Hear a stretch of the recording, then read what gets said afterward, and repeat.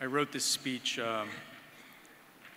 maybe a week ago, and I've been practicing it for my wife, and I haven't been able to get through it without crying, so I'm going to do my best not to do that right now.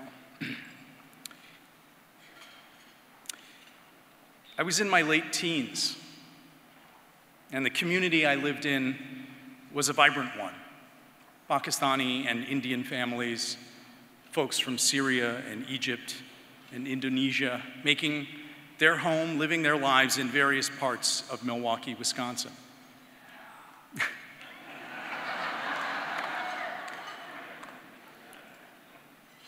When we gathered together, it was on the weekends, and usually on Sundays at the local mosque. Our mosque had been open just a few years, an enormous labor of fundraising and learning the ropes in a new country to get something important done.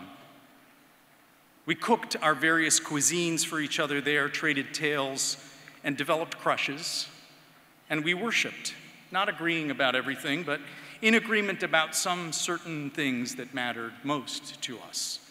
And of course, nothing mattered more to us than the Prophet.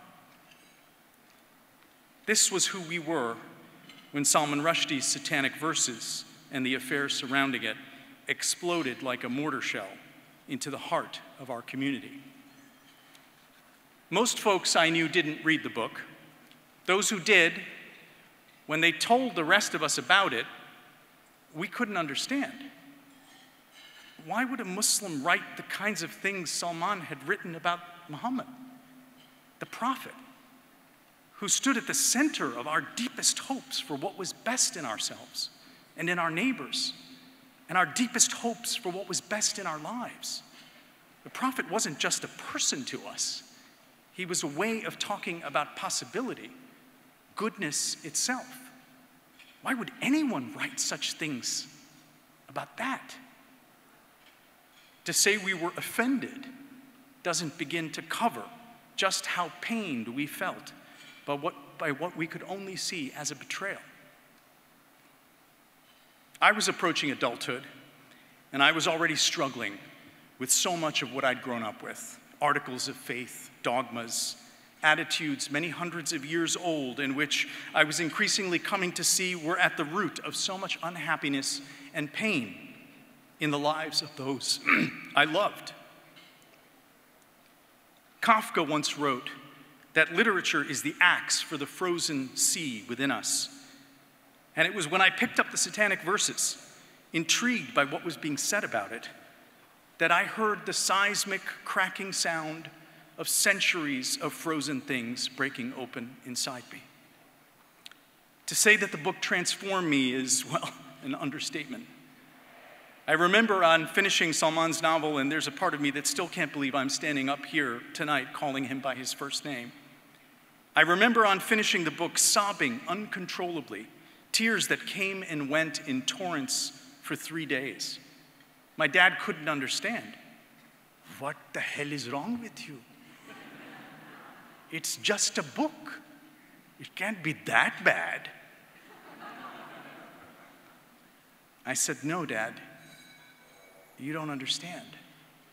It's so beautiful. I said beautiful, and like Keats, what I really meant was true.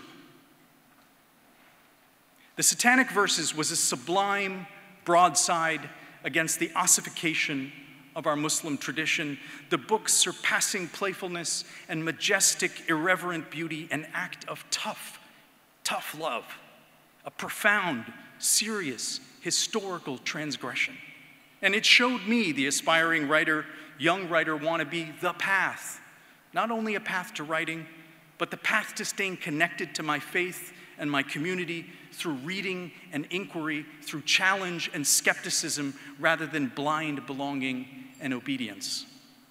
Salman gave offense to awaken, and awaken he did. He awakened the malice of the mullahs and a generational outpouring of passionate support from across the planet. And in the process, he became a symbol of the writer imperiled by the products of his imagination, imprisoned for the sake of a freedom that was not just his to exercise, but also ours to learn from ours to enjoy. I've focused on the Satanic Verses, but Salman's influence on my life and on the lives and voices of so many writers, and not just the various children of midnight on the subcontinent, his influence is the result of a still vital, still evolving legacy that courses through more than 24 works across 40 years and counting. It's not news to state the obvious. Salman is one of the world's great writers. Duh.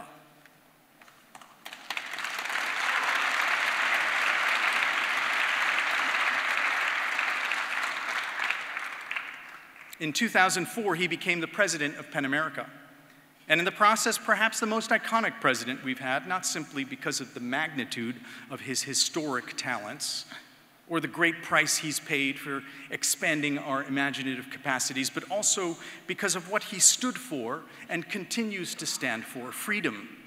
Freedom to think, freedom to speak, to imagine and inquire, freedom to make sense of reality and history without deference to dogma, irrespective of the consequences. It's what PEN stands for fundamentally, and it's an ideal we will sometimes be reminded we must work harder to live up to. That is the process of growth and progress. For us, for me, Salman's example is a central inspiration, which is why the attack last August was so profound and galvanizing a moment for our organization. In my case, it brought to decisive resolution a question that had lingered in me for decades unresolved. Is the harm caused by offensive speech a claim with equal weight and importance as the freedom of the imagination, the freedom to speak? Of course not.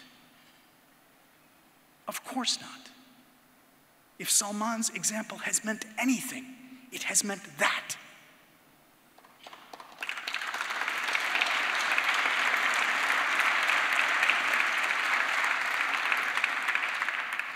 As he once put it, what is freedom of expression? Without the freedom to offend, it ceases to exist. Last year, in a speech honoring Salman in the wake of the attack, Chimamanda Ngozi Adichie, who is here tonight,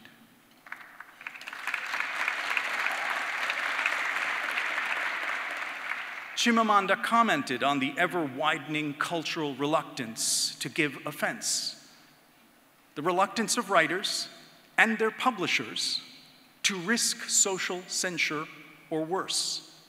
And she wondered if, quote, the Satanic Verses could be written today. The answer to that question, if that writer is Salman Rushdie, is yes. It would indeed again be written today.